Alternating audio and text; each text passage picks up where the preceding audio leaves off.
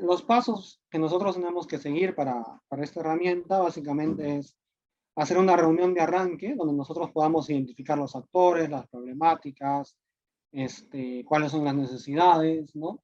Conocer un poco el tema en el cual se va a tratar. En base a esto vamos a hacer una recolección de información secundaria, procesamos esa información y con toda esa información que ya tenemos vamos a hacer un recorrido en campo.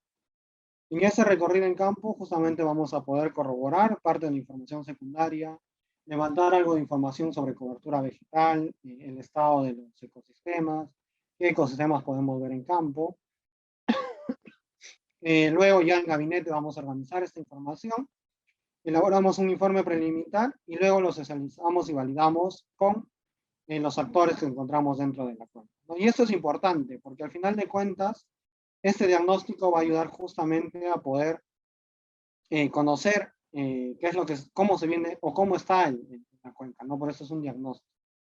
Y qué más que los usuarios y las personas que están dentro de la cuenca para conocer cuáles son las problemáticas y para dar validez a este.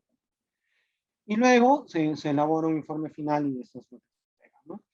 Entonces, ahora, desde un proceso metodológico, ¿cómo inicia? Lo primero que tenemos que hacer, y ya más o menos lo he explicado anteriormente, es delimitar las cuencas de aporte del servicio. ¿Cómo hacemos esto? Puede ser de servicio de saneamiento o cualquier otro actor, ¿no? Nosotros identificamos cuál es la empresa que nosotros, o la entidad con la cual estamos trabajando. En este caso, por ejemplo, podemos ver la ciudad, ¿no? La ciudad de Jaén. Vamos a hacer el caso específico para Jaén, la EPS Marañón. Identificamos cuáles son sus captaciones. Por ejemplo, acá vemos que hay una captación y esta está relacionada con una hidroeléctrica. Esta hidroeléctrica tiene un canal de conducción. Esto tiene una cámara de recarga que a su vez va hacia un punto donde se genera la electricidad. Y de ese rebose que tiene la hidroeléctrica, la EPS capta el agua. Entonces, esta EPS, por ejemplo, tiene dos captaciones. Uno del rebose de la hidroeléctrica y otro del río propiamente. ¿Cuándo capta del río? Cuando la hidroeléctrica para la planta, ¿no? Por un mantenimiento u otra cosa. Ya no capta el agua de la parte alta, entonces la EPS no le queda otra que captar del río. Pero generalmente maneja ambos puntos. Entonces, ¿por qué es importante esto? Lo que nosotros ahorita estamos haciendo una EPS, pero podemos hacer de cualquier otro tipo de usuario. Lo que tenemos que identificar es justamente cómo se da el sistema de captación de agua de este usuario, ¿no? Si depende solamente del usuario o depende de otros usuarios. Puede ser que estamos hablando de una HAS que tenga su captación, por ejemplo, en este punto, o de una junta de usuarios que jale por esta parte de aquí y su senda de riego está en esta zona, ¿no? Pero a su vez hay otras fuentes de agua que le den más agua o más bien que le quiten agua, ¿no? Entonces, justamente es todo este proceso que tenemos que identificar. ¿Y para qué? Para justamente nosotros conocer un poco cómo se da el proceso dentro de la cuenca y poder identificar claramente cuál tendría que ser nuestra cuenca de aporte. Nosotros tenemos aquí toda la cuenca del río Marañón, en este caso, pero la cuenca de aporte no puede ser todo, ¿no? Porque la ciudad está aquí, la abastece aquí, pero básicamente de dónde aporta el agua es justamente el punto de captación. Y por eso es que delimitamos solamente la cabecera de cuenca. Entonces, esta va a ser nuestra cuenca de interés, o nuestra cuenca donde nosotros vamos a trabajar, ¿no? Entonces, dentro de esta cuenca, nosotros tenemos que identificar justamente lo que venimos hablando. ¿Cuáles son los servicios ecosistémicos que se dan y de qué ecosistemas depende esta cosa? Porque de lo que hagamos aquí va a depender la cantidad de agua que tenga aquí, por los procesos hidrológicos que hemos visto, y por lo tanto va a depender, en este caso, la EPS, qué tipo cómo mejorar su servicio ecosistémico ahí. Entonces, una vez que hayamos delimitado claramente, el otro paso es identificar el servicio ecosistémico prioritario en este caso para el EPS, pero podría ser para el usuario, ¿no? Tenemos la cabecera de cuenca, por la información secundaria que hemos obtenido y el trabajo en campo. Hemos visto que, por ejemplo, acá hay un área natural protegida. En este caso es un área privada, que le llaman Huamantanga, ¿no? Y hay una zona baja y entonces esta zona se mantiene conservada. Es un bosque de protección. Entonces, como es un bosque de protección, acá nosotros podemos decir que el ecosistema principal es los bosques, ¿no? Entonces, ¿qué servicios ecosistémicos están asociados a esto? Justamente es ¿a qué nos ayuda este ecosistema? A mejorar la regulación hídrica y a controlar la erosión del suelo. Entonces, nosotros ya aquí tenemos identificado en esta zona. En la parte baja, por el caso contrario, ya no hay bosque, sino más bien hay una degradación del ecosistema. Entonces se comienza a dar una producción de sedimentos y más bien hay un cambio de uso del suelo porque están comenzando a realizar cultivo de café y deforestación. Entonces acá el ecosistema, que seguramente era bosques anteriormente, ya ha venido sufriendo un cambio de uso del suelo. Y eso es lo que nosotros tenemos que identificar, ¿no? Y cuáles son estos puntos de aquí, y por lo tanto ver qué servicio ecosistémico es el que nos va a predominar dentro de esta zona. Por otro lado, tenemos también alguna información secundaria con la cual nos podemos ayudar, sobre todo para cuencas bastante grandes y unas metodologías, ¿no? El MINAM tiene una guía de intervención de flora y vegetación, una guía complementaria para la compensación ambiental en ecosistemas altoandinos, tenemos la ZEE, tenemos un mapa nacional de cobertura vegetal, guía de intervención de la fauna silvestre y un mapa de susceptibilidad física. Todas estas herramientas o metodologías de una u otra manera nos pueden ayudar a conocer un poco cómo se encuentra o cuál es el ecosistema. Pero creo que el más importante de todos es el mapa nacional de ecosistemas. Sobre todo para cuencas bastante grandes, ¿no? Nos va a ayudar bastante a diferenciar. Si nosotros tenemos una cuenca muy pequeña, lamentablemente no nos va a ayudar mucho porque los píxeles y la escala cual está es a nivel nacional, entonces vamos a tener tal vez un pequeño punto de ecosistema, etc. Pero nos puede dar una idea de qué tipo de ecosistema podemos estar hablando en esta zona, ¿no? Entonces, en base a esto, perdón, nosotros podemos identificar cuál es el problema con el primer paso, ¿no? En el usuario que nosotros estamos viendo. En este caso, para el saneamiento, normalmente es continuidad, cobertura, recortes y sobrecostos. Cuando hablamos de una junta de usuarios, normalmente es continuidad nada más. Cuando hablamos de una minería, puede ser continuidad y calidad. Y una hidroeléctrica normalmente es continuidad y sobrecostos también, etcétera, etcétera, ¿no? Estos son los más comunes. Entonces, tenemos que relacionar esta problemática con las causas que hemos identificado dentro de nuestra cuenca, ¿no? Entonces, si nosotros hemos visto que el caudal en temporada seca disminuye, o hay un caudal en todo el año, hay descarga de contaminantes, existen desastres naturales, vamos relacionando, ¿no? Si nuestro problema es continuidad y disminuye el caudal de continuidad en temporada seca, nuestro servicio ecosistémico que vamos a priorizar o que tiene relación con esto es la regulación. La cobertura también tiene mucho que ver con esto de aquí. Mientras que si nosotros vemos que el caudal en todo el año ha disminuido, significa que nosotros tenemos un problema de rendimiento. Y esto a su vez puede estar relacionado o va a estar relacionado con la continuidad, la cobertura, recortes y sobrecostos. ¿Por qué? Porque sobrecostos vas a tener que buscar otra fuente de agua, porque si está disminuyendo tu caudal en todo el año ya es un problema más grave. Recortes porque no vas a tener la misma cantidad de agua, no vas a poder ir a una cobertura y por lo tanto vas a tener que incluir la cantidad. Al final de cuentas, lo que nosotros buscamos es justamente relacionar el servicio ecosistémico que hemos identificado en la cuenca con los problemas que tenemos en la cuenca y cómo esto afecta de una u otra manera al, al usuario que nosotros habíamos identificado. Y luego, una vez que tengamos identificado cuál es el servicio prioritario, vamos a poder decir que, por ejemplo, en algunos casos es el control de sedimento, regulación hídrica o calidad de agua. Normalmente está entre control de sedimentos y regulación hídrica, esto es muy alto y más alto. Contaminación o calidad del agua, por ejemplo, se da en la zona sur, donde hablamos del Tacna, o en el centro. Luego de esto que ya tenemos identificado, lo otro que tenemos que saber es un poco cómo está el estado de conservación de los ecosistemas. Entonces, en este caso nos hemos ayudado a imágenes satelitales, hemos tenido dos imágenes satelitales, el 2000 y el 2016, que para esta cuenca nos ayudaba mucho a poder ver cómo se encontraba. Nosotros podemos identificar los ecosistemas, ¿no? Bosques fragmentados, bosque natural, otro tipo de cobertura que es el cultivo y el pasto natural en el año 2000. Luego, si vemos en el año 2016, podemos ver un incremento de los cultivos agrícolas e incluso una intrusión en la parte del área protegida, ¿no? Entonces, ¿esto qué nos permite? Nos permite ver un cambio de uso del suelo dentro de ha habido una disminución del pasto natural, el bosque natural ha habido una gran disminución.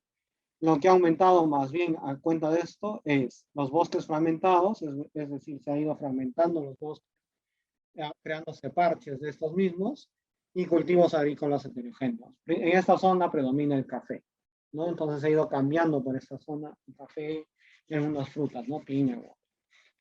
Pero para eso nosotros tenemos que tener cierto conocimiento de algunos programas de SIG, ¿no? De sistemas de información geográfica.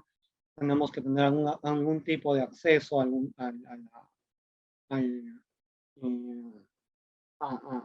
imágenes satelitales, ¿no?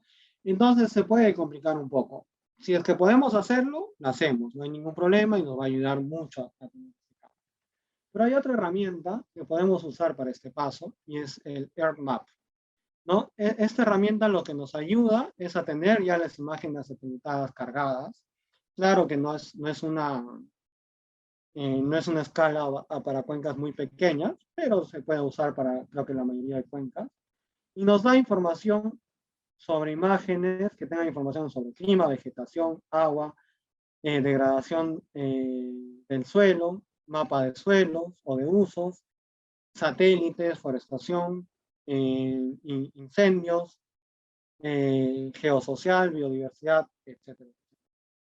Y a su vez también nosotros podemos identificar algunas mediciones dentro de esta cosa. Aquí les estoy dejando el link. Este es EarthMap, creo que está en la presentación. Ahora voy a entrar un poco para ver cómo es el proceso. Déjenme que voy a cambiar de pantalla.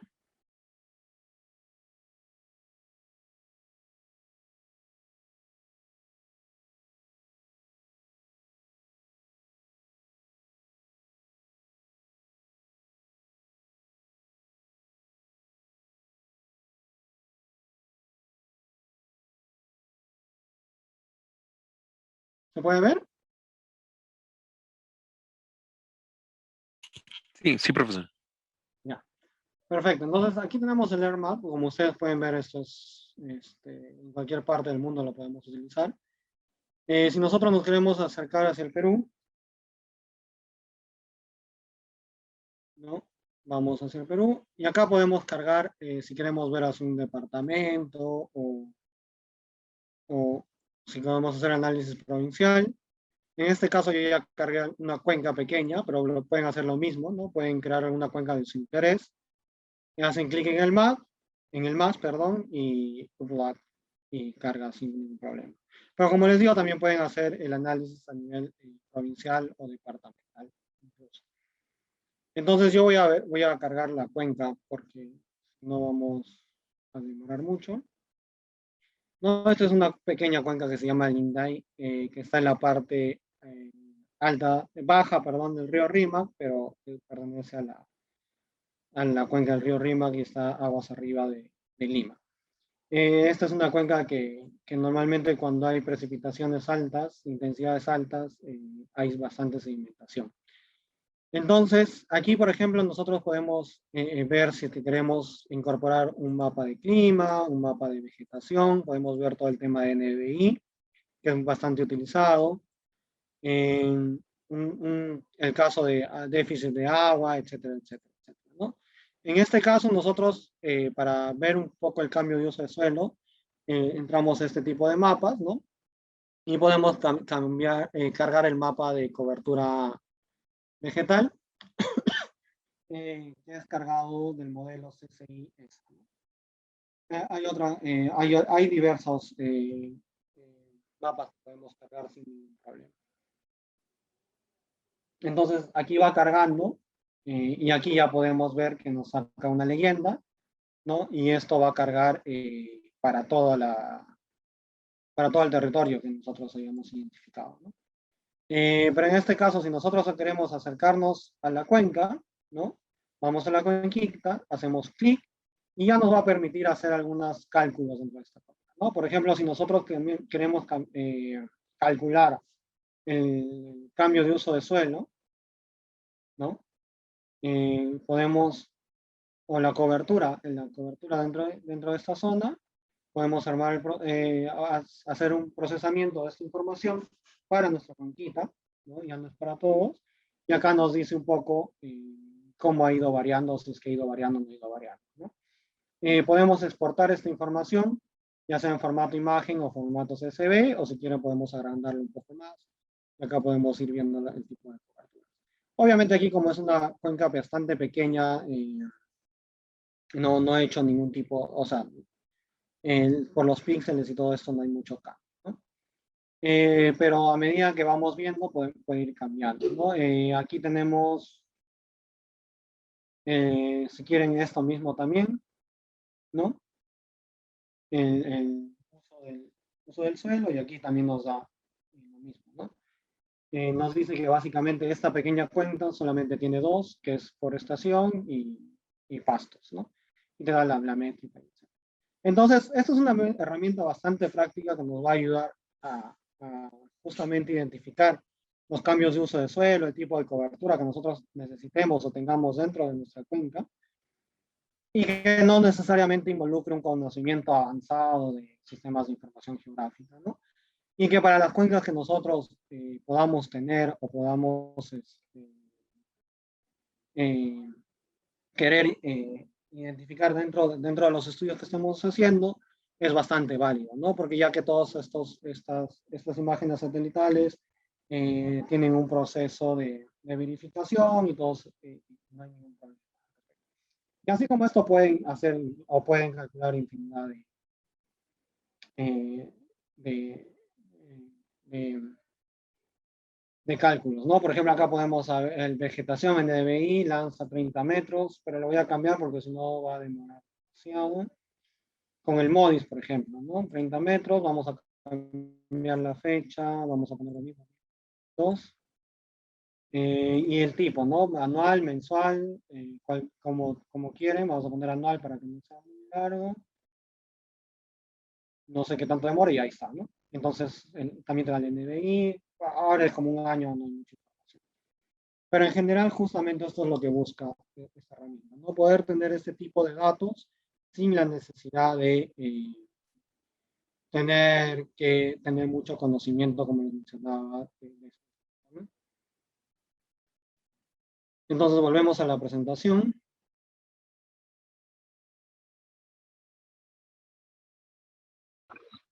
Ingeniero, buenas tardes. Disculpe una consulta. Sí, claro, dime. Ingeniero, quería ver el tema de que si hay este tipo de herramientas para evaluar de repente el nivel de capa freática en el suelo. ¿Habrá alguna herramienta disponible para poder tener un referente en cuanto a ese tema? La verdad que yo no conozco ninguna. No, en este visualizador que les estoy presentando, hay un tema de agua que básicamente tiene que ver con déficit de agua y cosas muy puntuales. Creo que no toma el tema de capa freática, pero sería que lo revisen. No me he puesto a revisarlo a detalle ese punto. Bueno, y a nivel, luego, aquí en Lima solamente he visto que el ANA tiene un observatorio, ¿no? El observatorio del Chiriluma, donde ellos sí presentan esta información de capa freática y hacen una estadística de estos puntos. Pero como te digo, solamente es con Chiriluma, no va más allá. Ingeniero, le mencionaba esto por el tema de retención de carga hídrica, por decir, en bosques naturales, más o menos por ese tema iba. Sí, entiendo. En realidad, normalmente con ese proceso, lo único que queda es tomar datos en campo, ¿no? Es bastante difícil tener esa información. Carlos, tienes levantada la mano.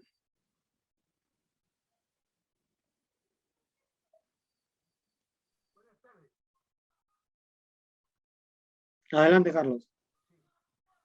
Justamente ante la pregunta de la dama, en términos de lo que corresponde a balances hidrológicos en la cuenca, como ingeniero agrícola que soy, es muy interesante la pregunta en tanto que, por ejemplo, en Ica, para los efectos de lo que correspondía a la manera del cómo la escorrentía subsuperficial que llamamos nosotros, o la más allá de la superficial, hacia abajo, es que se ponen, como bien dices tú, y el ANA debe tener, asumo, unos componentes que se llaman piezómetros de profundidad, que ubicados convenientemente han servido para detectar la recarga de las partes medias, no de las altas, ¿eh?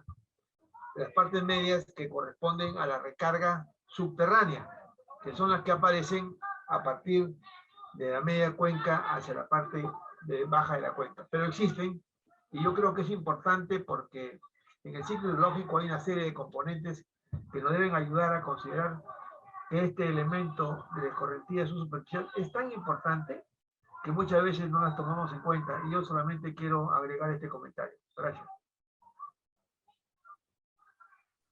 Gracias, Carlos. Sí, completamente de acuerdo, ¿no? Nosotros hemos podido ir viendo que justamente este tema de la infiltración, la escorrentía subsuperficial, en los diversos estudios es bastante complicado, incluso a veces no lo toman en cuenta. Y justamente es la parte más importante, creo, ¿no? Porque esto, como les explicaba, es la que determina un poco, o sea, si bien tenemos la cobertura, el ecosistema, pero no solo depende de eso, ¿no? Depende de que la estructura del suelo y esto cómo va a permitir realizar esta infiltración, este flujo subsuperficial. Y todo esto en combinación nos va a ayudar a tener un buen servicio ecosistémico hídrico.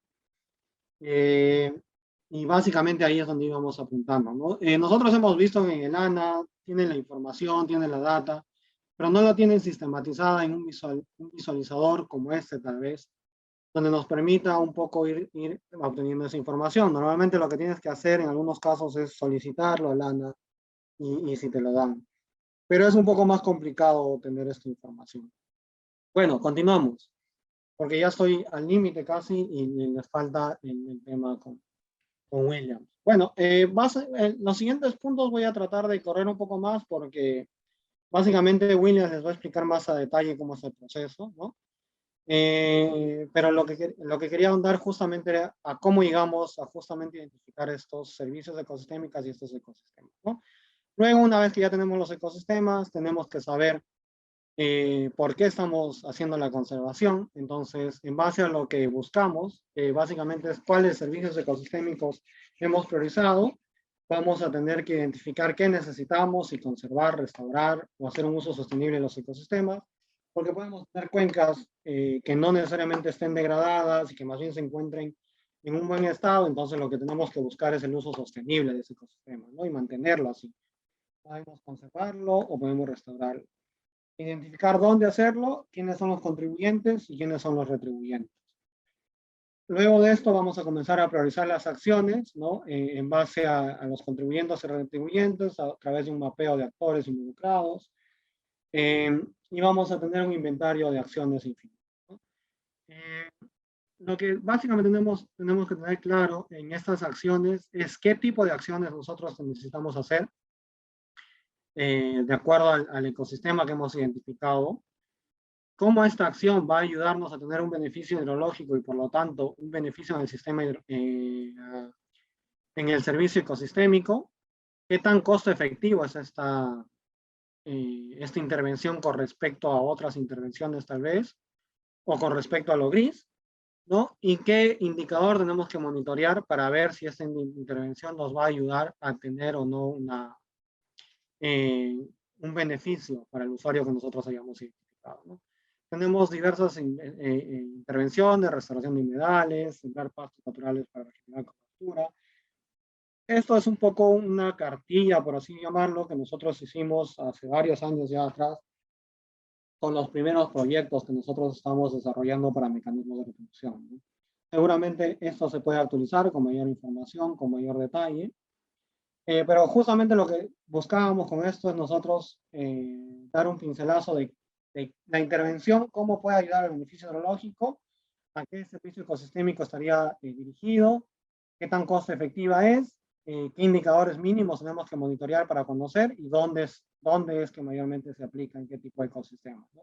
Páramo, bosque o y así como esto existe inmensidad de intervenciones dentro de la. Pero no podemos hacer todas las intervenciones, entonces tenemos que priorizar estas intervenciones en base a diversos criterios, principalmente a que nos ayuden a conservar, a que la comunidad tenga, o en la zona ya exista cierta experiencia, ¿no? Y que esa experiencia esté demostrada que va a ayudar a justamente este caso, porque por ejemplo se puede dar el caso de Porcón, como les decía, ¿no? Que en ese punto está demostrado que los pinos efectivamente ayudan a regular, pero que si nosotros queremos escalar esa intervención a otra cuenca que no tenga las mismas características, en vez de ayudar va a empeorar el servicio hídrico, ¿no? Y no solamente las características de la cuenca, sino las características de gestión, porque si han ido a Porcón, la comunidad está súper bien organizada, tienen un mismo criterio, todos tienen el mismo criterio. Entonces es importante tener claro esto, se hace una priorización y luego se identifican dónde vamos a realizar las actividades dentro de la cuenca. Estoy pasando esto bastante rápido porque, como les digo, luego en los siguientes temas de hoy día y el siguiente módulo se va a tocar más a detalle todo este proceso. Luego tenemos que definir indicadores que nos ayuden a monitorear todo este proceso, el servicio ecosistémico, las acciones y el monitoreo actual. Y en base a esos indicadores, ¿no? Se hace una evaluación del impacto que nosotros podamos estar teniendo.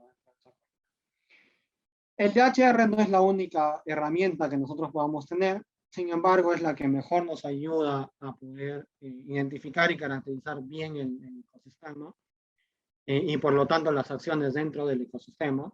Pero, por ejemplo, la EPS de Cusco, ellos hicieron un plan de afianzamiento hídrico de la microcuenca Piuray, basado mucho en el DHR y en este proceso, pero donde ellos a través de 3 o 4 etapas, ¿no? Una etapa previa donde hicieron una planificación, luego un análisis situacional, un análisis de alternativas, hicieron su plan de afianzamiento hídrico, donde identificaron las cuencas, cuáles son estas cuencas, priorización de proyectos, servicios ecosistémicos, y una etapa 4 donde ya tiene que ver con el plan de evaluación efectivamente, ¿no? Y donde esto involucra además a la comunidad.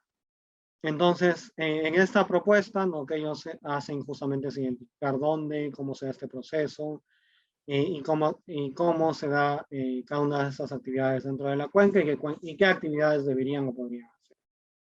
Por otro lado, propiamente el MINAM tiene una evaluación del estado de conservación, donde ellos también se podría decir que es una herramienta que ellos manejan, donde proponen estrategias de manejo para los ecosistemas. En este caso es para la laguna de Piuray, no sé cuántos tendrán, pero tienen muchos de estos. Donde básicamente a través de una metodología identifican los ecosistemas, los sitios ecológicos. Estos ecosistemas los dividen en sitios ecológicos. Luego en campo, estiman un poco la conservación de los ecosistemas a través de un diseño de muestreo. Este diseño de muestreo le da una valoración del estado de conservación, un mapa de estados y hacen un mapa de estado de conservación. Esto ya más un proceso in situ, donde a través de transectos determinan cómo se encuentra tanto la parte de flora, la parte de fauna y la cobertura vegetal. Y a través de esto, a través de una priorización, determina un poco cómo está el estado de conservación, ¿no? Y esto lo relacionan con los ecosistemas que han podido encontrar dentro de la cuenca. Y a través de esto luego hacen un modelo conceptual que les ayuda a determinar cuáles son las estrategias que pueden implementarse dentro de la cuenca. Como les digo, al final, el procedimiento de estas 3 herramientas de una u otra forma casi buscan lo mismo y tienen la misma secuencia. Lo que buscan es justamente identificar cómo se encuentra la cuenca para luego determinar acciones, ¿no? Y estas acciones que nos lleguen a tener o a determinar un beneficio dentro de la cuenca que, valga la redundancia, beneficia al usuario o al usuario para el cual estamos haciendo este diseño de mecanismo. Y hasta ahí las dos primeras partes del módulo. No sé si tienen alguna consulta más, haya quedado algo en el aire, sino para darle pase a Williams para que continúe con lo siguiente.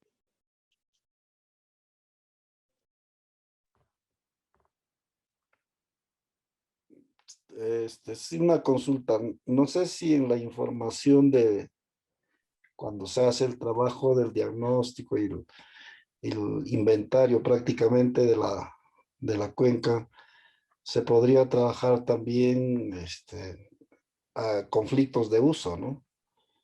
Que nos permitiría de repente plantear estrategias o propuestas cómo resolver ese conflicto, ¿no?